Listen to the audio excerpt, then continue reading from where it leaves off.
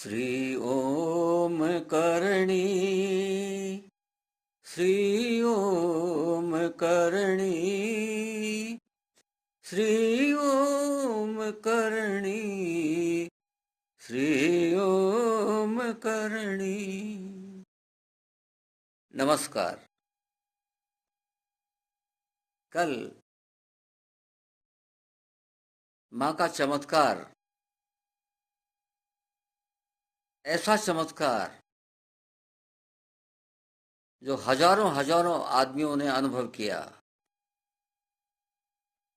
आज भी उसकी याद आती है सबको।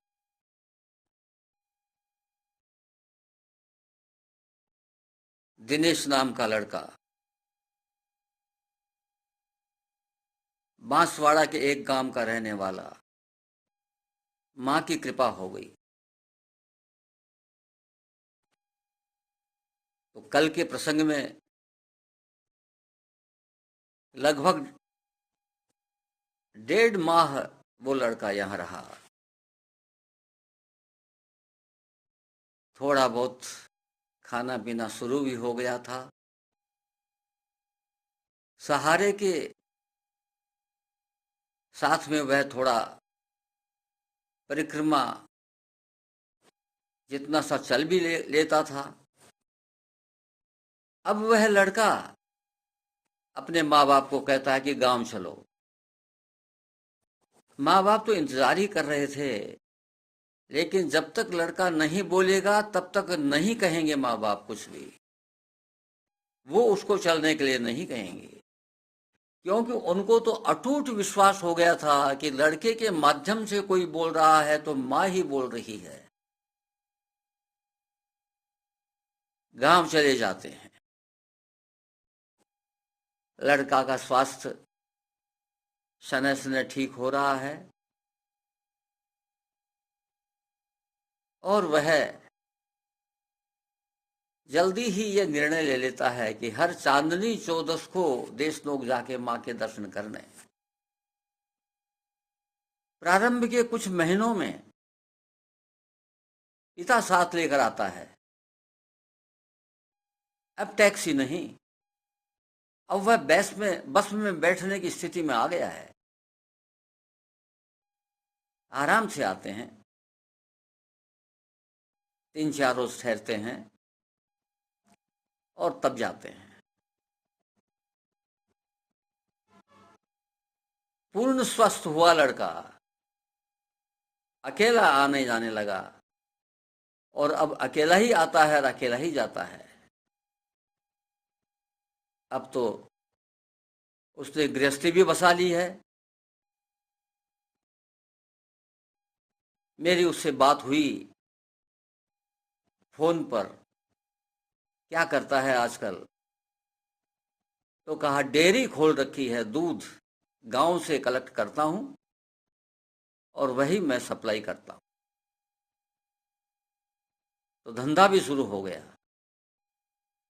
तो यह इस बच्चे की एक ऐसी दास्तां है जो हमारे लिए आंख खोलने वाली है। अब इसका आध्यात्मिक पहलू देखिए। इष्ट ने परिवार को नहीं छोड़ा, परिवार सब कुछ भूल गया नाम के अलावा, लेकिन इष्ट नहीं छोड़ता। एक दफा पकड़ लेता है तो नहीं छोड़ता। बच्चे की ऐसी स्थिति क्यों आई? देखिए, कोई न कोई किसी न किसी जन्म में बच्चे से महापाप हुआ है जो मां को सल्टाना था। 5 महापाप श्रीमद् भागवत में आए हैं। उन 5 में भी सबसे बड़ा महापाप है मद्यपान, दारू पीना। ऐसी संभावना लगती है कि इस बच्चे ने किसी जन्म में दारू बेचने का धंधा किया होगा, क्योंकि खुद पीना महापाप है, लेकिन आप औरों को दारू पिलाते हैं तो वो तो महापाप का भी महापाप हो गया। कईयों का स्वास्थ्य आपने खराब कर दिया, हजारों को दारू पिला पिला करके उनका स्वास्थ्य आपने चौपट कर दिया। तो इस बच्चे ने संभावना लगती है कि ऐसा कोई धंधा किया है जिससे हजारों व्यक्तियों का स्वास्थ्य चौपट हो गया। फल तो भोगना ही पड़ेगा। क्योंकि मां साथ रही तो क्या किया मां ने, इसके प्राण हड्डियों में सीमित कर दिए। सतयुग की बात याद आती है जब लोग बाग एक ऋषि मुनि 1-1 लाख वर्ष तक तपस्या किया करते थे। 10-20 हजार तो सामान्य बात थी, 10-20 हजार वर्ष सामान्य बात थी। तो उस समय न कुछ खाना न कुछ पीना न शरीर की कोई और आवश्यकता अनुभव करना,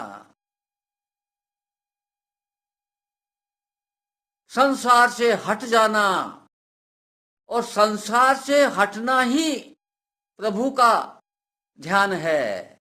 आप प्रभु का नाम स्मरण करें तो अच्छी बात है, लेकिन आवश्यक नहीं है।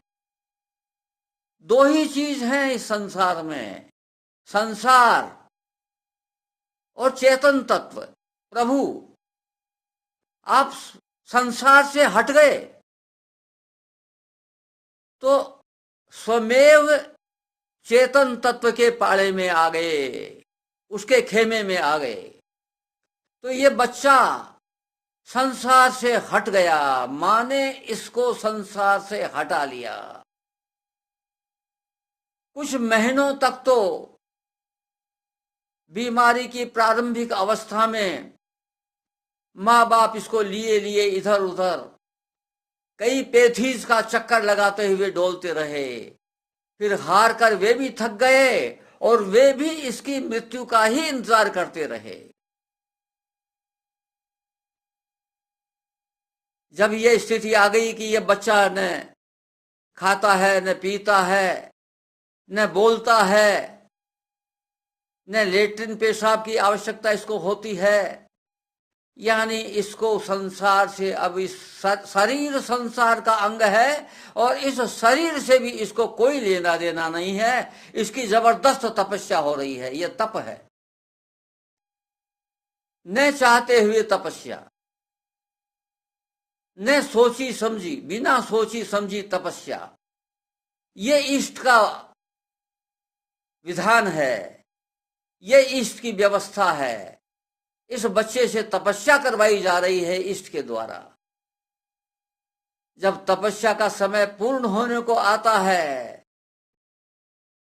तब मौन खोलता है, बोलता है, करनी मां के पास देश नोक चलो। आगे का सारा किस्सा आपको बताया जा चुका है। तो इस प्रकार से इष्ट से जुड़ जाइए, इष्ट से कोई संबंध स्थापित कर लीजिए। बड़े बड़े जिनको हम ईश्वर का अवतार ही मानते हैं, उन्होंने भी प्रभु से संबंध स्थापित किया। मीराबाई प्रभु को पति बनाया, ईसा मसीह प्रभु को पिता रूप में माना, पैगंबर मोहम्मद प्रभु को दोस्त रूप में माना। देखिए, आपको ऐसे बहुत से चरित्र मिल जाएंगे जिन्होंने कोई न कोई संबंध प्रभु से स्थापित किया। आप भी प्रभु से संबंध स्थापित कर लें और अपनी छोटी छोटी बात अपने इष्ट को कहते रहें, दिन भर याद करें, किसी न किसी बहाने याद करते रहें। आर्थ भक्त नहीं तो अर्थार्थी बन जाइए। अर्थार्थी भक्त वो होता है जो किसी न किसी बहाने प्रभु को याद करता रहता है। तो हर जगह अपने इष्ट को अपने समीप महसूस करिए, अपने अंदर महसूस करिए कि इष्ट आपके अंदर, आपके साथ, आपको रेगुलेट करता हुआ हमेशा हमेशा रहता है। अर्जुन का सारथी बना, यह संसार जानता है, जग जाहिर बात हो गई। आपका, हमारा, सबका सारथी बना हुआ है। अंदर बैठे बैठे, अंदर बैठा बैठा नियमन कर रहा है। प्रभु कहते हैं ममे वांसो जीव लोके, जीव भूते सनातन हैं, ये सारे प्राणी मेरे अंश हैं। तो वो अंश रूप में बैठा बैठा क्या करता है? मन षष्ठानि इंद्राणी प्रकृति स्थानी करसती, मन और 5 इंद्रियां, ये 6 जो प्रकृति में स्थिति है, मैं उनको खींच के धंधे लगाता रहता हूं। यानी वो हमारे परमानेंट रूप से हमारे सारथी बने हुए हैं।